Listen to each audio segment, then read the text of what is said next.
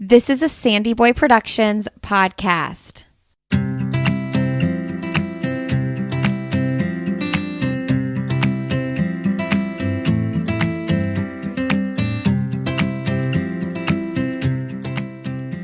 Welcome to the Herban Farmacy podcast, where we help women remove the overwhelm of living their most holistic life.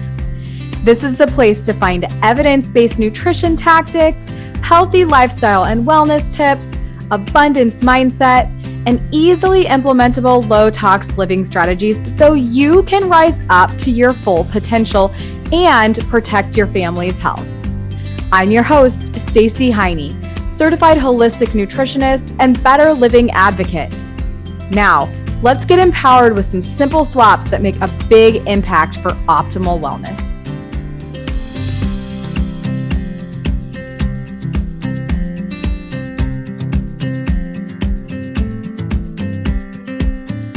Welcome to episode 6 of the Herban Farmacy podcast. Today is my friend, Dr. Jonar de Guzman, a board-certified physician in internal medicine with lifestyle medicine certification, currently practicing as a hospitalist in Los Angeles, California.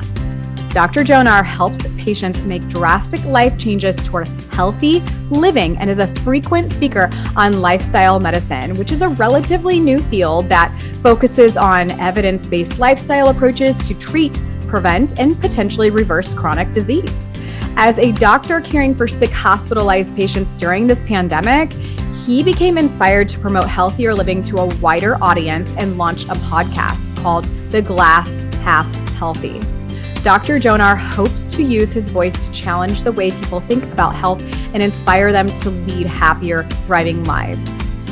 In his free time, Dr. Jonar is a longtime avid meditator, running aficionado, and enthusiastic advocate for plant-based nutrition. He earned his BA in politics and economics from New York University and his MD from Georgetown University School of Medicine.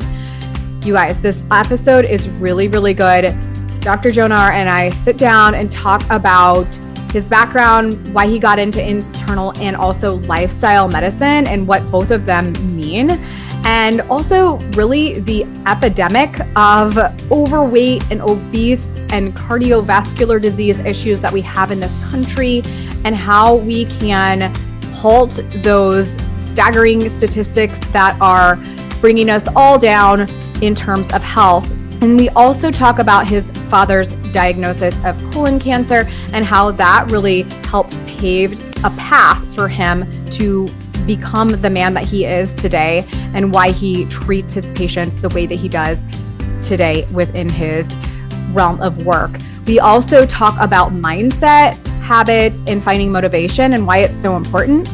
And then also about his true love, which is that mind-body connection, using meditation to help heal and what that has done to transform his life and what it could do to transform ours. So it's a really good episode. Please be sure to listen in. I want to give you a little heads up. The audio is not perfect on this episode, and that is just part of being a new podcaster. And he was one of my very first episodes and very first people to interview. So we do have a few episodes where the audio isn't crisp and perfect, but the information far outweighs a few sketchy episodes with bad audio. So enjoy and let me know what you think in the comments. Be well.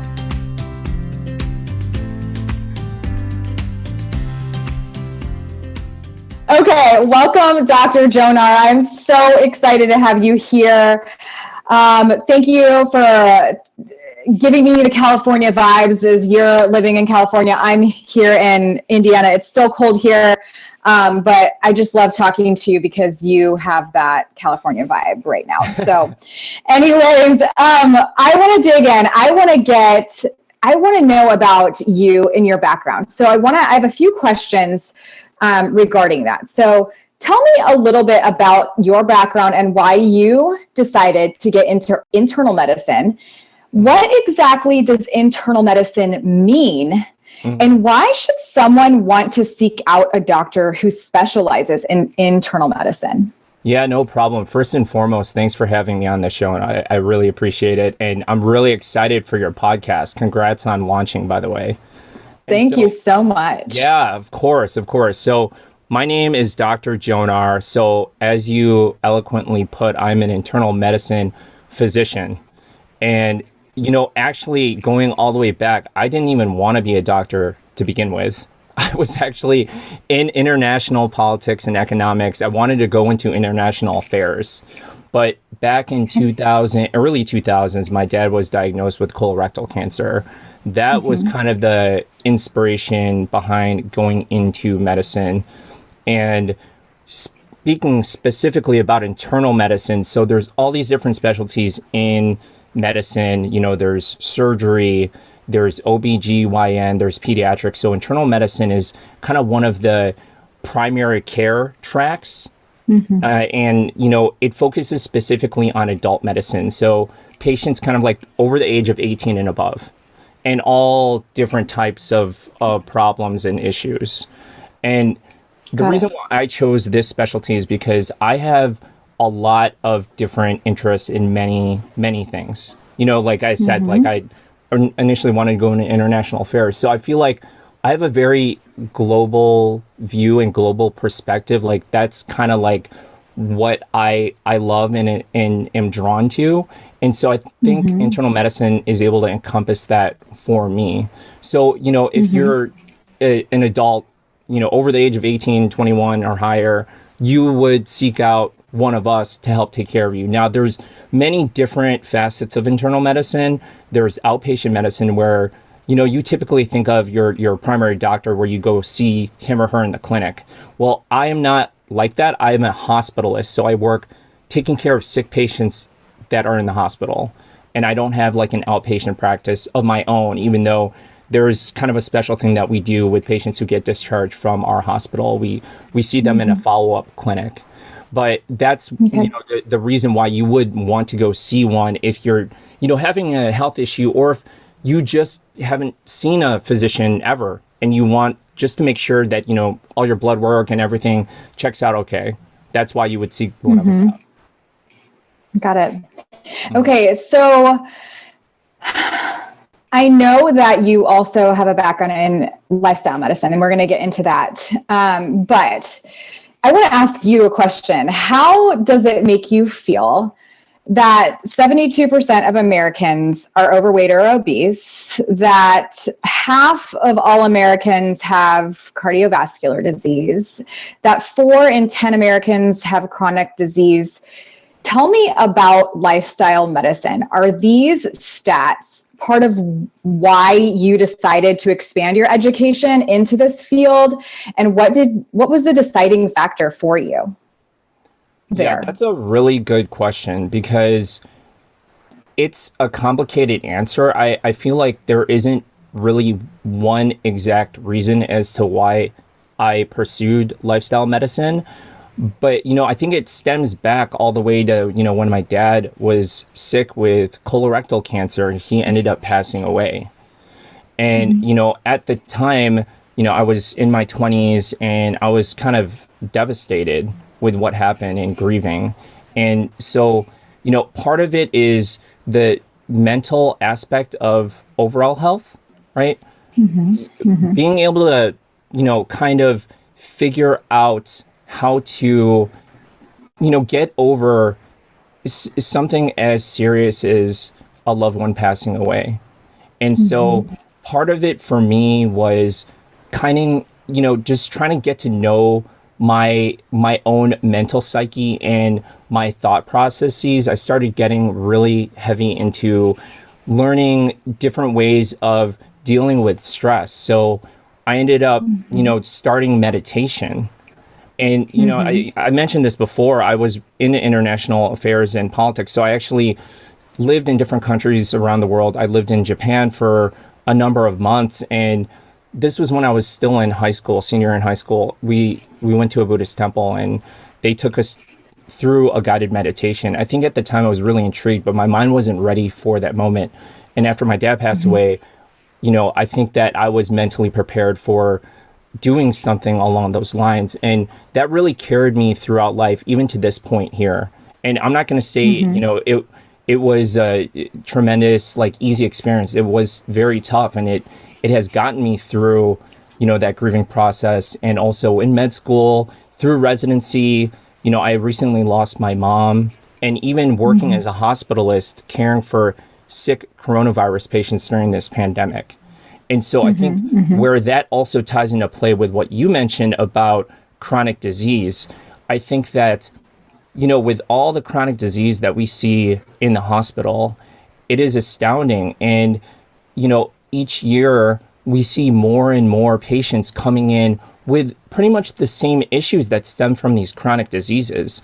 And coronavirus is no different. Most of the severe coronavirus infections we do see are stemming from at least one chronic disease, if not more. They're high risk factors for developing severe coronavirus infections and possibly even death. And so I think going through my whole, med school and residency and physician training really compelled me to decide on lifestyle medicine. And, like I said, there wasn't one specific thing. I think it started with my dad, through my own struggles as a person, but also as a physician as well, seeing so many people suffering from these chronic diseases. And, I am no different. I suffered from being overweight and obese in residency. And, I caught myself and I was like, I'm almost 40 pounds overweight, and I'm telling patients to, eat healthier. Like, how hypocritical is that? I am asking other people to take care of themselves when I'm not even taking care of my own self. And so I think that really kind of sparked down the path of eating healthier. I tried the ketogenic diet for a while. It helped a little bit, but I had a lot of like mental brain fog. And then one of my friends from med school gave me the book, How Not to Die by Dr. Michael Greger. And that was kind of the turning point of discovering the power of plant-based nutrition. Whoever is out there listening to this podcast, this book, How Not to Die, talks about chronic disease and the causes behind it from a nutrition standpoint, the standard American diet, right? And, he goes through the different chronic diseases, but, he also offers solutions, which is a mostly whole food, plant-based nutrition. And so I tried doing it for myself, and it worked. And I was like, this is incredible. Amazing. Why did we not learn this in medical school?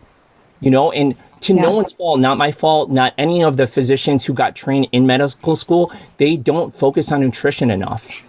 And so it got me down this path of like, okay, I have this like desire to learn more. If I didn't learn that in med school, what else am I missing out on? And so then I started listening to podcasts. One of them was called is called the Rich Roll Podcast. I'm sure you're very well familiar with that one. What an amazing podcast, right? An amazing goals.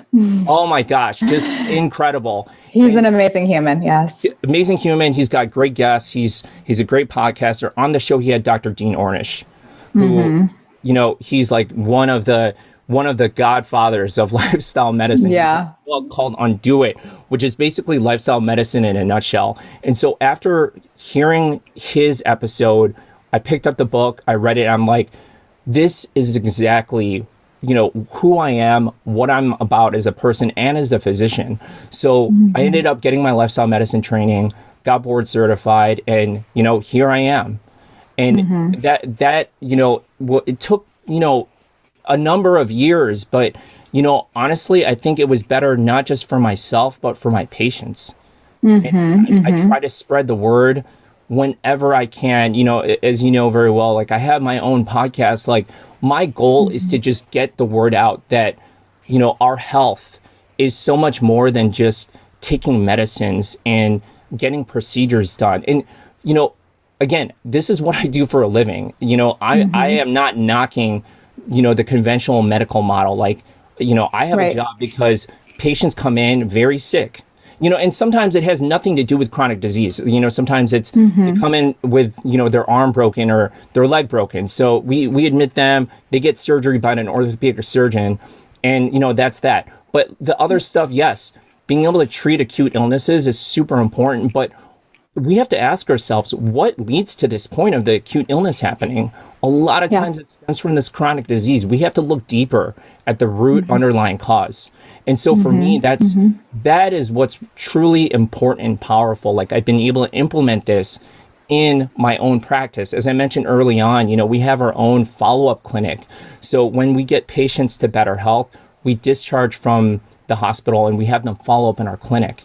And I'm telling you, it's crazy to see these transformation stories happening in real time and seeing the patient's face just light up with joy.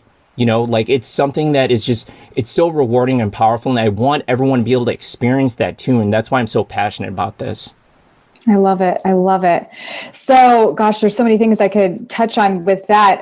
I do know that you did used to be, just based on your story from your podcast intro, you did used to be overweight, and now you're back at your high school weight, which is amazing. And it's crazy. Well, I tell my husband that, like, he's continually lost weight over the years, going along this path with me.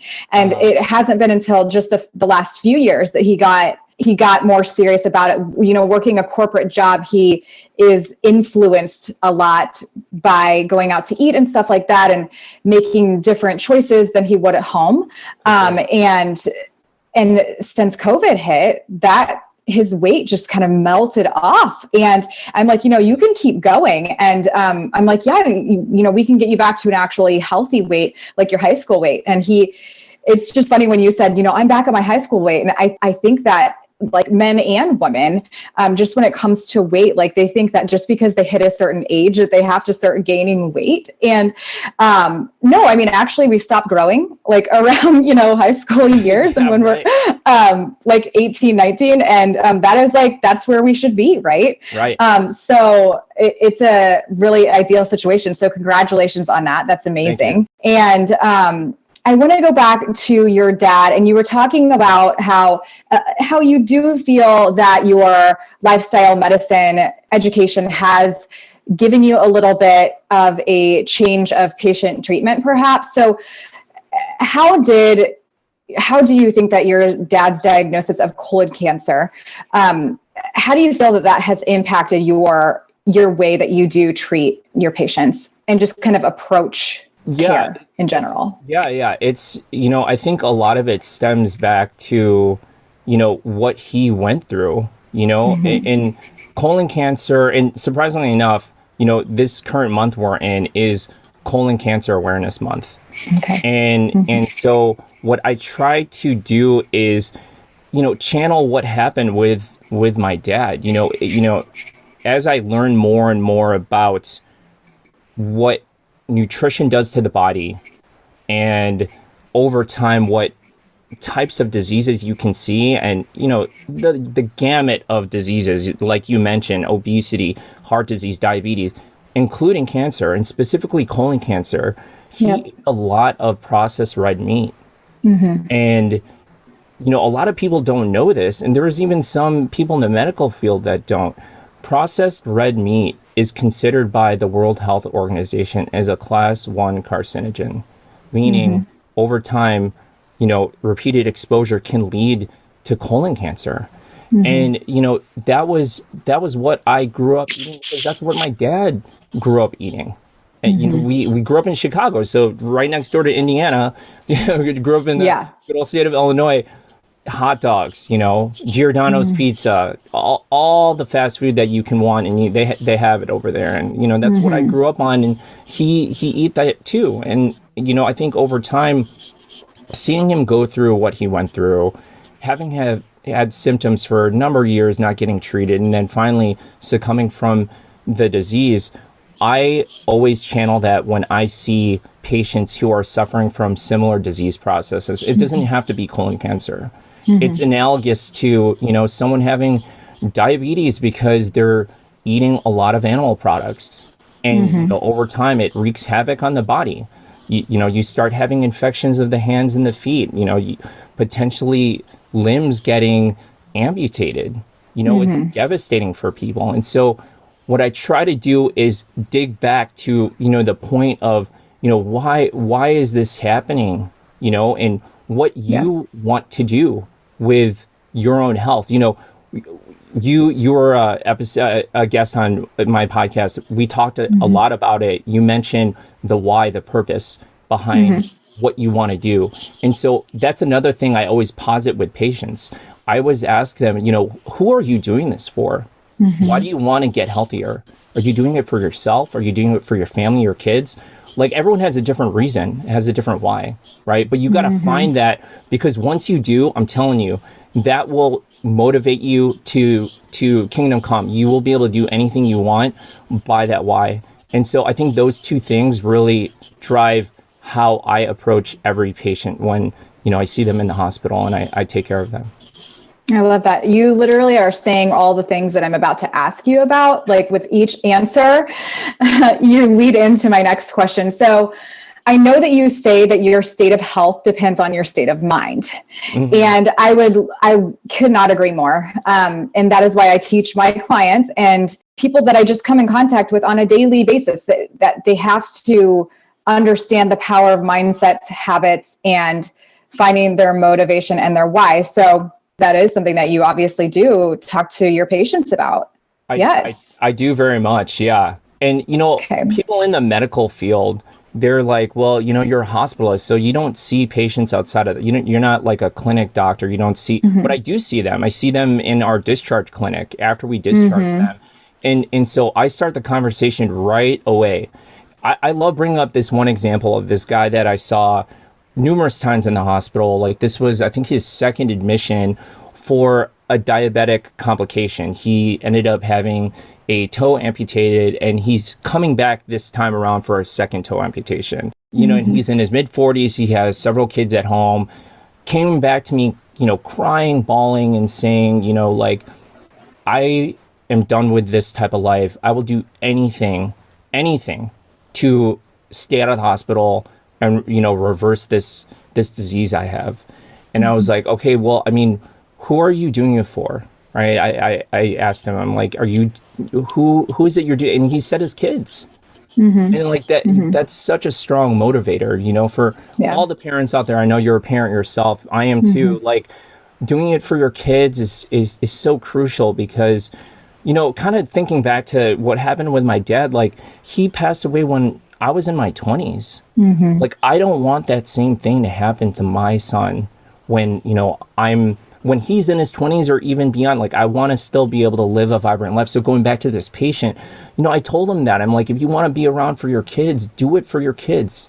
It will help you through each day to make the right choices. And so he said, okay, well, let's do it. So I put him on a plant-based diet in our hospital. I am very fortunate to work in a very, very, kind of accepting and open hospital. Like, they have diets for all different types. So they have plant-based diets for patients that want it. So we put him on one. Yeah, that's amazing. We put him on one. He's on insulin, not that high, but he's on long-acting insulin. Within a day, we had to cut down his insulin to super minimum levels because his blood sugar dropped dramatically. And I saw him the next morning. He was like, "Whoa, you weren't lying." And I was like, "Yeah, I'm telling you, this works. You just have to stick to it." So we kept him on that for a couple days. Then, we discharged him. Then I saw him in the clinic a couple times. We were able to get him off of that insulin. Opening up the cell floodgates to let that sugar in. Yeah. And, I love it. And I really, it's not much that I'm doing. The doing is the patient. It's you. You're making the choice. I'm just pointing you in the direction. It's up to you to choose which way to go. Yeah. That's amazing. And so, going back to your original question, the state of your health starts with your state of mind. I mean, this is prime example. If you can change the way you think about how you view your health and why you're doing what you do, choosing the foods you put in your body, living the life that you're leading, all the actions that will lead to a healthier life will just fall into place. But it has to start with your mind. It has to start with your thoughts. It has to start with your why, your purpose.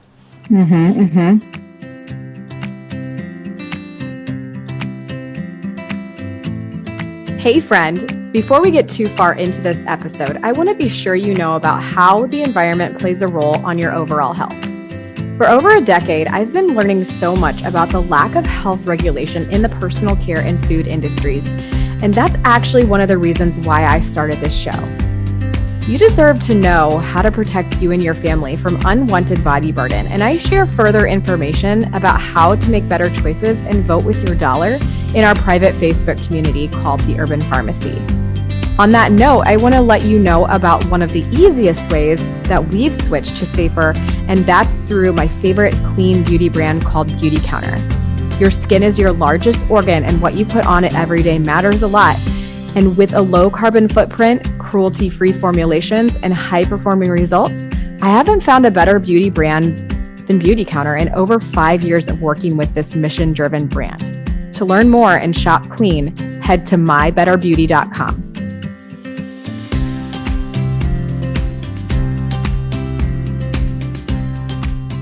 So let's dig in a little bit more to that.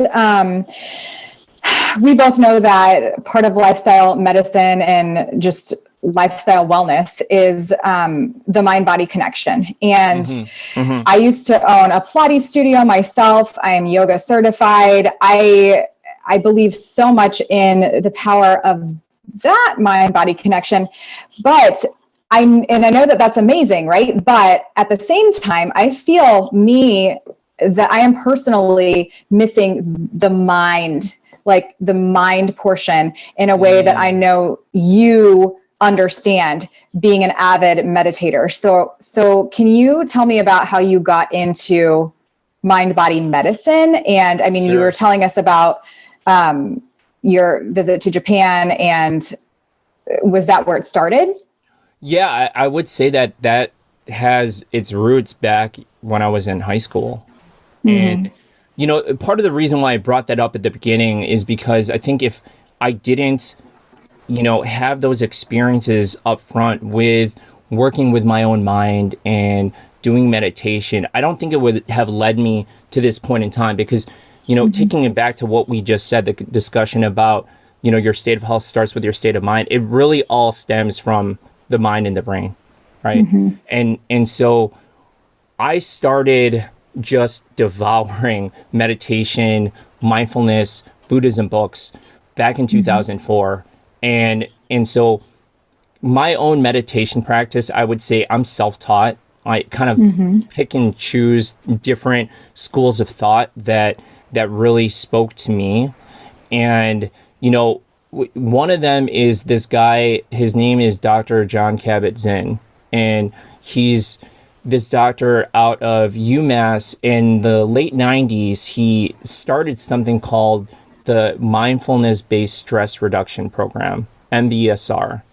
And so the whole mind-body project and all of the studies that they've done on his patients are kind of like the backbone of, why mindfulness has credence in actual medical science, because they studied all different types of patients. And this is probably the most widely studied program on the effects of how the mind has on the body. And, I'll get to that in a little bit, but I guess stemming back to what I was talking about with my own experience when, I was dealing with the grieving of my dad's passing, it really got me through that tough time.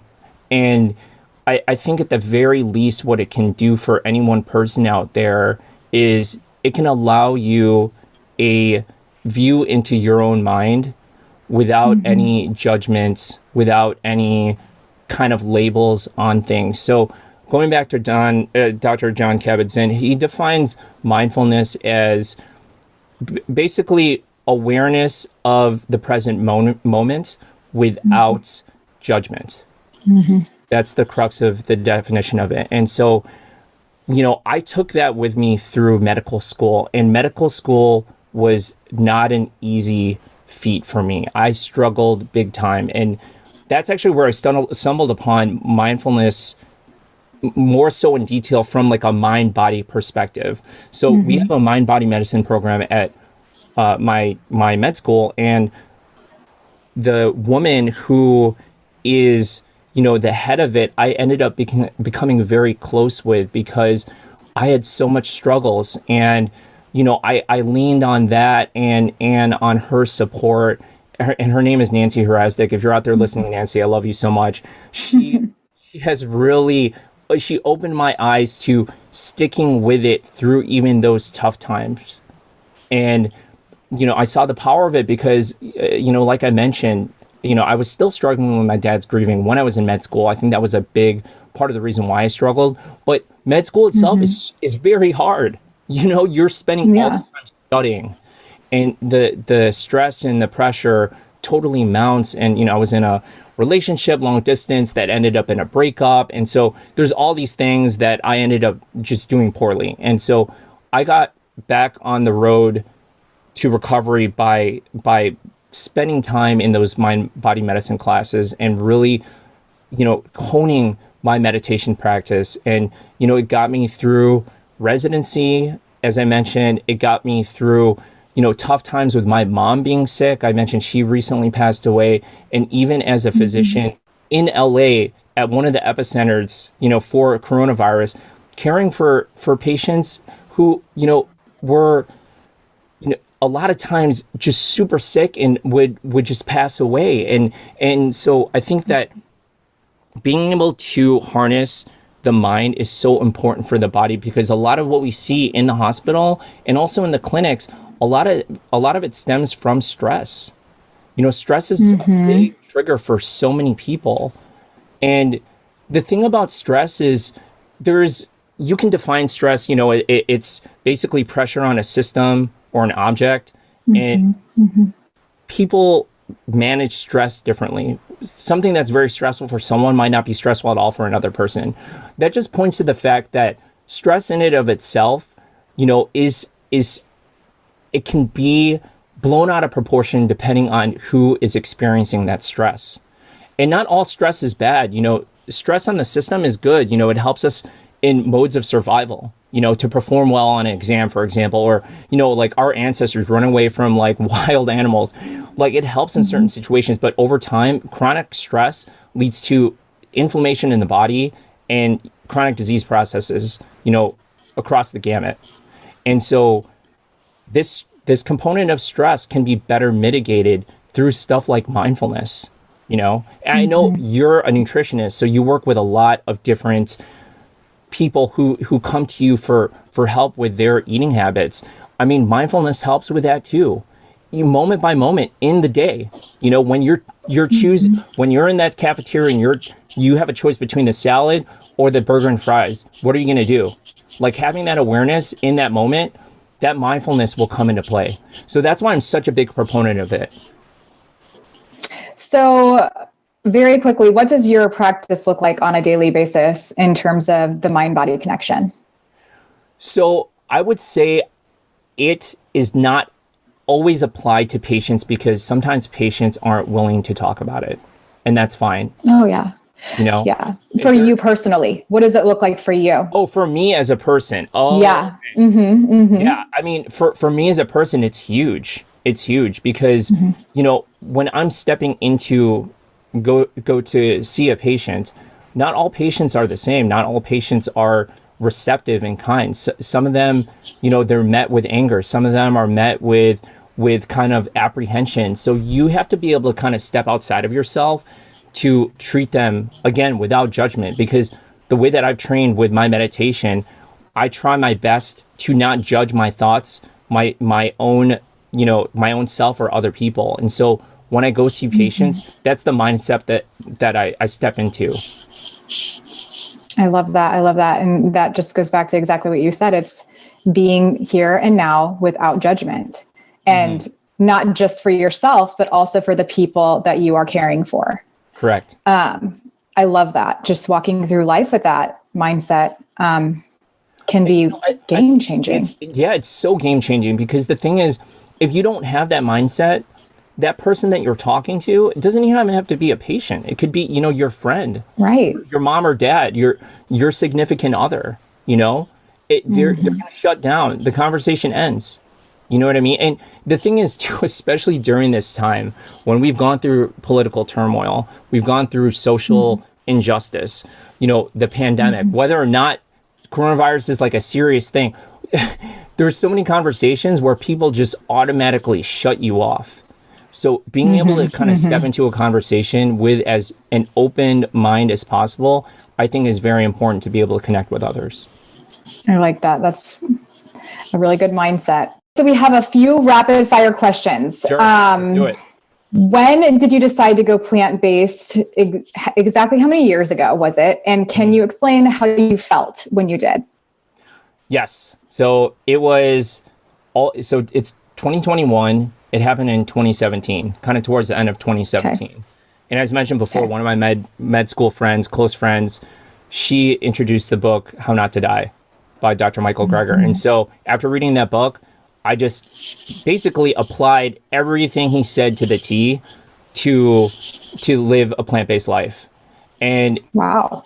Yeah, I mean, okay, so I attempted to do we're it. Going into my we're going into my next question, but yeah, so tell me, I can't, it's gonna all go together with this. I attempted to do it, and I would say within the first month to 2 months, I noticed just a complete change. Not even just of my physique, but also like my mental acuity and my energy levels. Like I just noticed, like, before I mentioned the keto diet, you get this brain fog, like the keto fog, right? No fog whatsoever. That like post meal, feeling of like tiredness and wanting to take a nap, gone. You don't feel it, Love it. And like, I would even work out during those times too. And, a lot of times if I work out really hard, I'm like very sore the next day, minimal soreness. There's like all these things. And I'm just like blown away at how transformative this stuff is. And it's so simple. Like it's in every grocery store. It's in every farmer's market you go to. It's right there in front of you. You just have to buy it and eat it. Yes. Okay. So that brings me to, you followed Dr. Guzman's food recommendations. You're going, did you have any, for the people who don't know, first off, for the people who don't know about the How Not to Die book, and the How Not to Die cookbook, you need to understand that this approach to whole food plant-based living is the way to do it. It is the way, it's the optimal way to do it. And however, I do think that going from the standard American diet to the How Not to Die diet, or just the How Not to Die lifestyle in general, would be difficult because there's no processed food. So my next question was going to be, what were your favorite transitional foods when you went more toward a plant-based lifestyle? Now, do you have those foods? Like, do you have a more processed, I'm not even sure if there's pasta. There might be pasta. Yeah, there's probably pasta in his How Not to Die cookbook, but like, are there any processed foods that you're using to maintain this lifestyle, or are you just strictly whole food plant-based?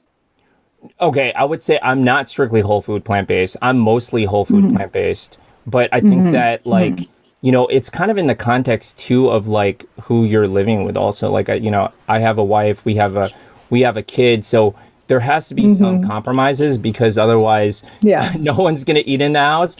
But the thing I would say is that you have to kind of figure out the type of person you are and whether or not you can just, go full throttle versus a stepwise approach to, easing into it.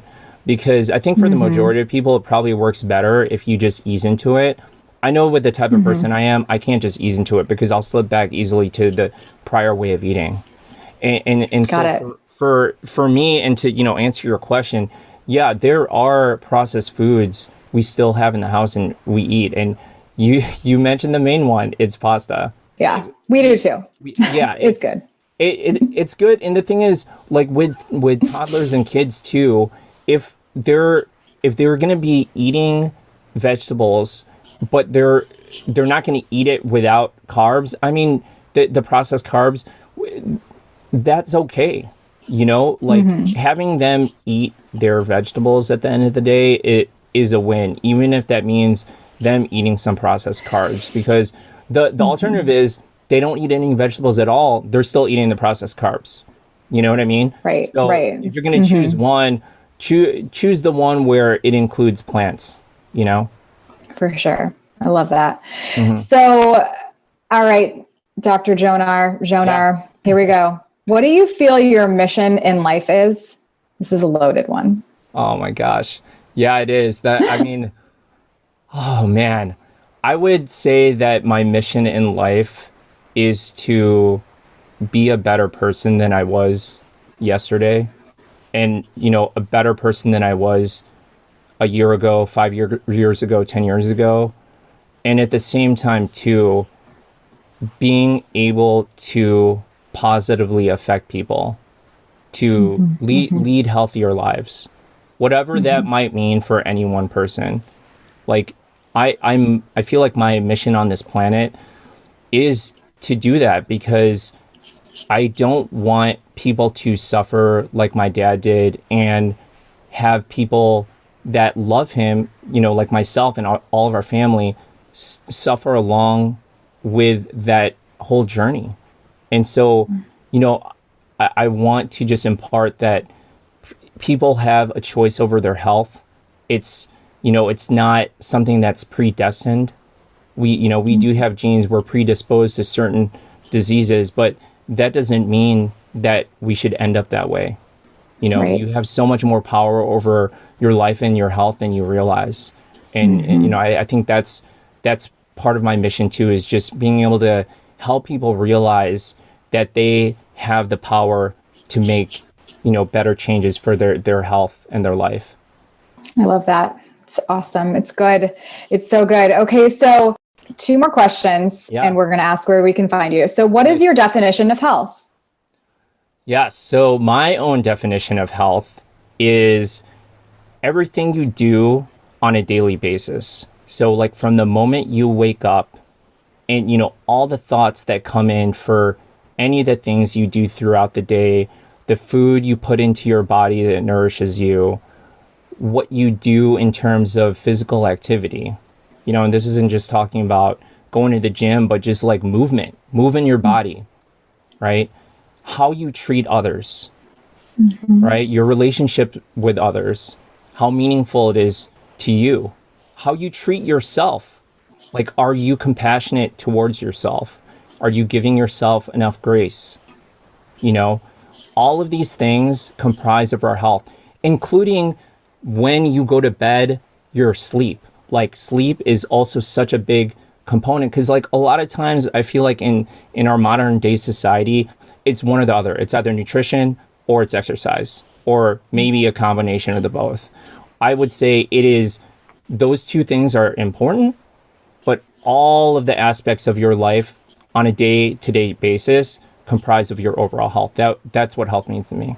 Yes. Overall. I love that. And okay. So before I ask you my last question, Sure. That I ask every guest, I want to know where we can find you so that we can learn more from you and just stay connected. For sure. So 2 ways you can connect with me. I'm probably most active on Instagram. So you can find me at Dr Jonar MD, DrJonar MD.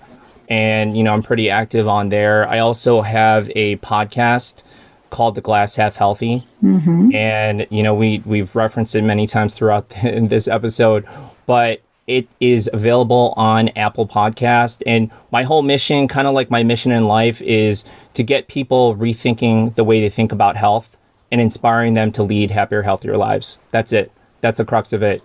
You're going to be on the show. You're a guest. You guys should listen to her. She's going to be amazing. Oh, thanks. It's an amazing podcast. I love it. You guys should really tune into it. Okay. So the last question that I ask all guests is, what does living a holistic life mean to you? And, this might be kind of coincide with your definition of health, but what does holistic living mean to you? Yeah. So I think holistic living means feeling whole, and I don't feel whole when I am not meditating every day. I don't feel whole when I'm not moving my body every day. I don't feel whole when I'm like not treating my body well with the foods I put in it. So if there's any one component missing, or like even sleep too, sleep's a big thing. Actually, that's my number one priority. My health goal for like this year is get better sleep. If I'm not doing any one of those things, I don't feel whole. So to answer your question, that's what like holistic living means to me. Being able to optimize and maximize each of those aspects of my health to live a holistic life. I love it. All right. That is it. Thank you, Jonar, for being on. You are amazing. We cannot wait to stay in touch with you. And until next time, be well. For sure. And I wanted to thank you so much again for being on this podcast. You know, I wish you luck and congrats again. I love that you're doing this. I love the work you do. So please, everyone, continue listening to her and check her out also on her Instagram page, which I'm such a big fan of, Herban Farmacy. Oh, thanks. All the plants, all the things. Holistic living is so loaded, and it's an ongoing thing. So I'm so thankful you were on as the guest. For sure. Thank you so much. Thanks.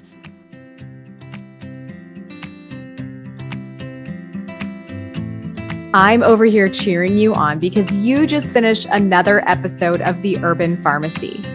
For today's show notes, head on over to theherbanpharmacy.com and be sure to join us inside our private Facebook group called The Herban Farmacy, where we share inspiration, live trainings, and holistic living tips to help you build community and the healthy lifestyle that you've always wanted.